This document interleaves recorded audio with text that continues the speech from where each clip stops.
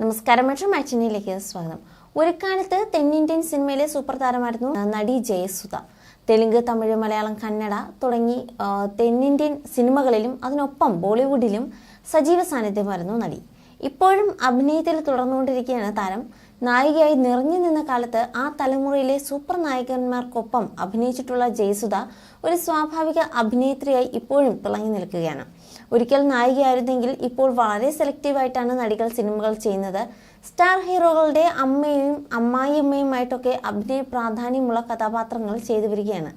മാത്രമല്ല, ഈയിടെയായി തുടർച്ചയായി നിരവധി അഭിമുഖങ്ങളിലൂടെ തന്റെ വിശേഷങ്ങളും നടി പങ്കുവയ്ക്കാറുണ്ട്. അത്തരത്തിൽ ചില യൂട്യൂബ് ചാനലുകളുമായി സംസാരിച്ചപ്പോഴുള്ള നടിയുടെ വാക്കുകളാണ് ഇപ്പോൾ വൈറലാകുന്നത്.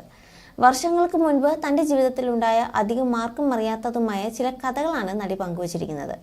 ഇതിനകം 2 തവണ വിവാഹിതയായ നടിയുടെ രണ്ടാമത്തെ ഭർത്താവ് നിതിൻ കപൂർ ആത്മഹത്യ ചെയ്തതായിട്ടാണ് വിവരം. അടുത്തിടെ ജയസുധ മറ്റൊരാളുമായി അടുപ്പത്തിലാണെന്നും വീണ്ടും വിവാഹിതയാൻ പോവുകയാണെന്ന തരത്തിലും വാർത്തകൾ വന്നിരുന്നു. എന്നാൽ തൻ്റെ ജീവിതത്തെക്കുറിച്ച് ഒരു പുസ്തകം എഴുതുകയാണെന്നാണ് നടി പറയുന്നത്. തൻ്റെ ജീവിതം എടുത്തു കാണണമെന്ന ഉദ്ദേശത്തോടെയാണ് പുസ്തകം തയ്യാറാക്കുന്നത്. അതേസമയം ഒരു അഭിമുഖത്തിലൂടെ തൻ്റെ വിവാഹത്തിന് മുമ്പുള്ള കാര്യങ്ങളും ജയസുധ വെളിപ്പെടുത്തിയിരുന്നു. നായികയായി ആദ്യ നാളുകളിൽ ഏതെങ്കിലും നടനോട് പ്രണയമുണ്ടായിരുന്നോ എന്ന ചോദ്യത്തിന് പ്രതികരിക്കുകയായിരുന്നു ജയസുധ. എനിക്കും തുടക്കത്തിൽ ഒരു പ്രണയമുണ്ടായിരുന്നു. തെലുങ്കിലെ നടന്മാരോടാണ് ആദ്യം ചെറിയ ഇഷ്ടമുണ്ടായിരുന്നത്.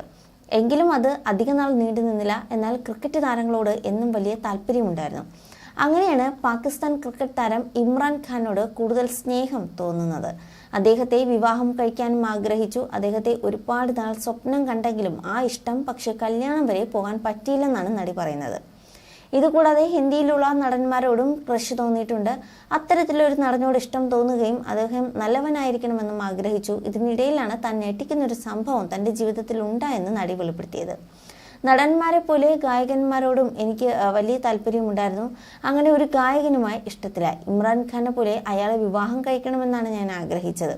എന്നാൽ കുറച്ച് വർഷങ്ങൾക്ക് ശേഷം അദ്ദേഹം ഒരു സ്വവർഗ അനുരാഗിയാണെന്നറിഞ്ഞു.